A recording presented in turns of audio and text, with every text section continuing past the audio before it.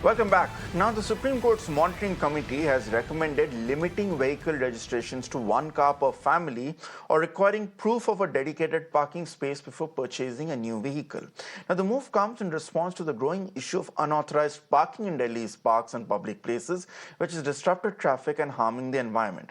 Haphazard parking and encroachments have led to congestion and the conversion of parks into parking areas, causing a loss of greenery and groundwater recharge. The committee's report calls for a policy to guide Delhi's development over the next 20 years. Now, while the court has not yet addressed the recommendations, they're expected to be reviewed soon.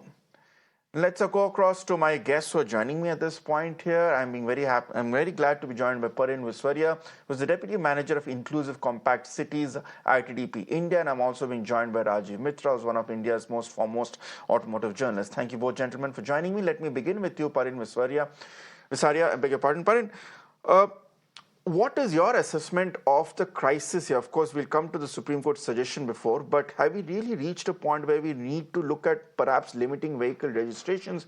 Because there's no place to park, there is no place to park your car, and there's no place to even go for a stroll in the park, because both assessments, both interpretations of the word are now in trouble in Delhi. So firstly, I think it is a welcome move by the Supreme Court in its intent to have this policy, or at least the intent communicated. Because if we talk about our streets, almost the way parking is happening, about good 40-50% space is going, and we have left with no space for productive use. That is to move, walk, sit, enjoy. So one, it's a welcome move to address the congestion, the parking chaos, and very importantly, the environment issue also, because almost more than 50% of the pollution is coming from transport when we talk about the local sources of pollution. So it is definitely a move which is good, leaving more space for productive use. So that's where, of course, how it to be implemented, what happens to the aspirations of people who wanting to buy second cars, etc., need to be spoken about. But definitely more people-oriented approach is what this policy tends to be. There is a follow-up question that comes to my mind, Parin, but since you mentioned aspirations, that is a very important aspect here. Let me bring in Rajiv Mitra at this point. Rajiv, the aspirations of car buyers is something which cannot be undermined here. There was about 10 years ago, the highest selling car in the country would used to be the humble Alto. Today, the highest selling car in the country costs about 10 to 11 lakhs on road here. Evidently, vehicles are being bought as aspirational purchases, and you have two vehicles or more being bought in a house as well, because people feel that, why should, for instance, if both partners, husband and wife, are working, why should one of them be deprived of having a car to commute to work and all these points? How do you try and rein in these aspirations and also perhaps an urban reality in today's life by saying that no, only one family can have one car? Is it a very practical proposal?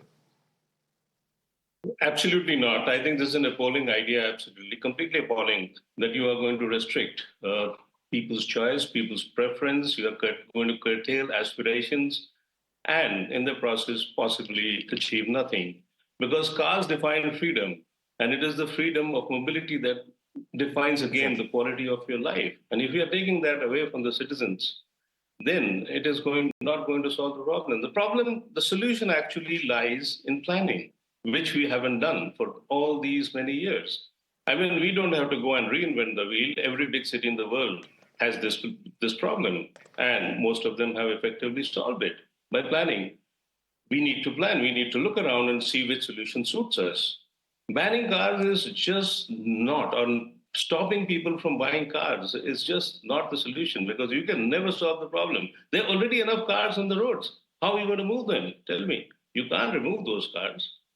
There are many, many restrictive policies being introduced.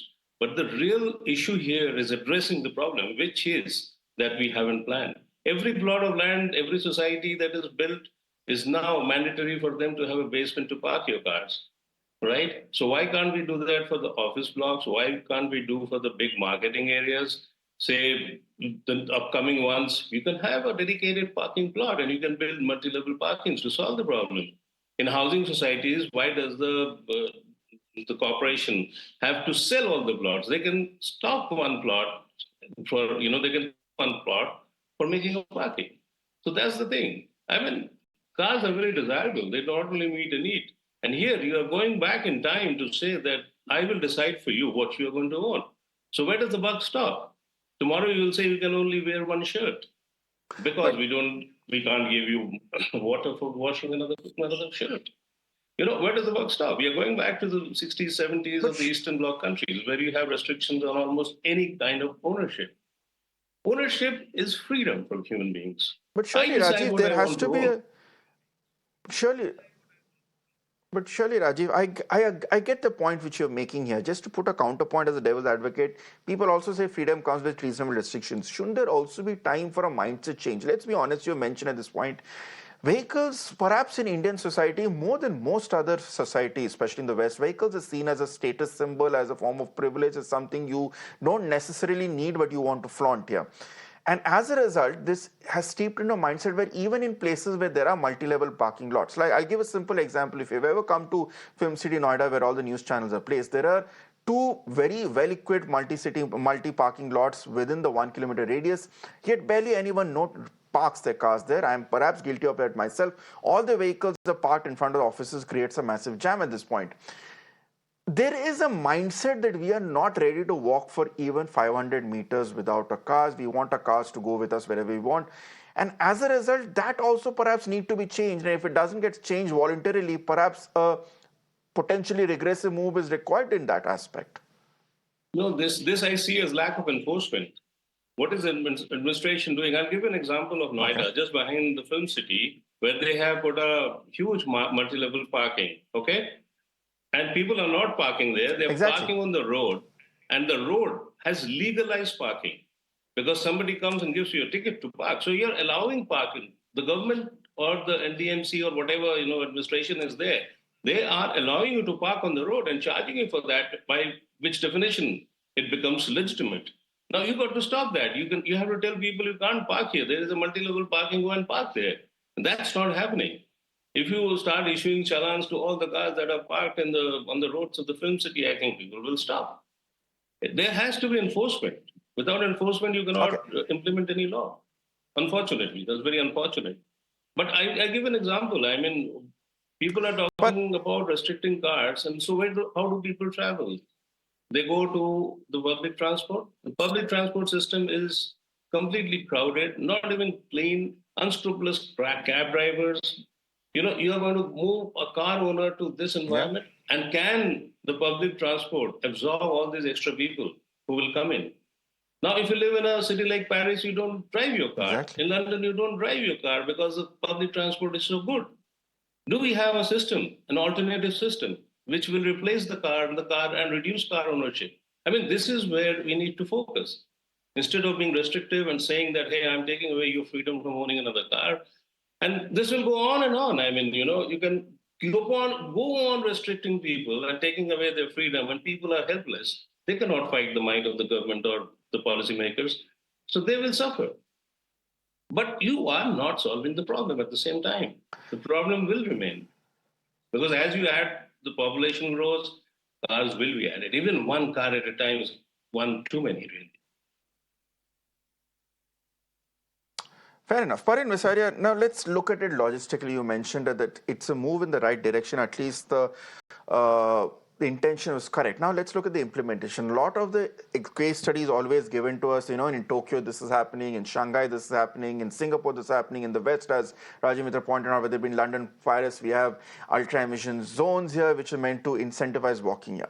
Are these examples really feasible in India? For instance, to begin with, in Delhi, for instance, 11 out of 12 months, the weather itself is not feasible for you to step outside and be outdoors. It's either too hot or too cold, or the air quality is so bad that you don't want to step outside for safety. Then there's the issue of women's safety, whether you'll be traveling in public transport, whether you take the last mile connectivity. The fact is, a lot of women get four-wheelers today just because they feel that they're relatively safer than being out in the public transport. Then there's the aspect of last mile connectivity here. e-rickshaws and cycle rickshaws, which are meant to serve this last mile connectivity from a metro station or a parking lot to your office, they sometimes create more chaos in terms of how haphazard and unregulated they are. Finally, walking spaces. Where are the walking spaces? There are no pavements. There's hardly any pavement which is not encroached upon, which has not been disrupted by some construction activity or some digging up restoration activity. It is just not a conducive environment for multiple factors for someone to park their car at a parking lot and then walk or take a third last mile connectivity to the workplace or the destination. So, firstly, all the points that you pointed out regarding the safety, all of that is quite valid. I'll just make a point here that, see, at the end of the day, road is a commodity. It should be seen as a commodity. It's a space. It's a public real estate. What we are saying is that while using at present, actually the use of vehicles, especially personal vehicles, is quite subsidized in terms of free parking, in terms of provision of roads. At the same time, the investments that go into providing better footpaths, providing space for it, providing better public transport still needs to be further improved. That's one point. Now, one thing regarding people not using the parking lots, it's a clear, I think, demand mechanism which is right now not existing in our cities, which is through pricing, and that is what global cities have done. So while you have space in parking lot, but if your parking is freely available outside or very cheaply available, why will you even go inside? So there is a pricing mechanism which is really important, and let the user then decide where they want to buy. If they can afford, let them park. If they could not, they can choose an alternative space for them to go and then walk, maybe let's say for another 50-100 meters. And that is how exactly the global cities are managing the demand and supply, because we cannot keep on increasing the road space, we cannot keep on increasing the parking space. The demand is never ending. So the only way to do is to manage that demand through these travel demand management measures, where the people using their personal vehicles or wanting to use their personal vehicles pay the real price of it.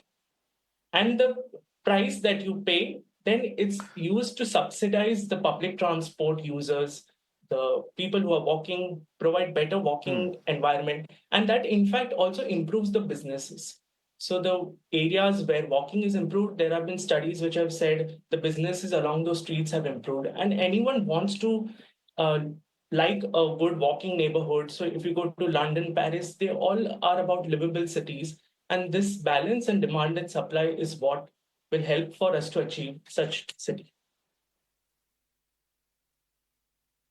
Yeah, but again, as we mentioned, there are very differences between London and Paris here. When I was in London for a couple of years, I didn't find it a problem walking around for hours at a stretch. But here, given the factors I just mentioned here, it just becomes so discouraging and disincentivizing to do so.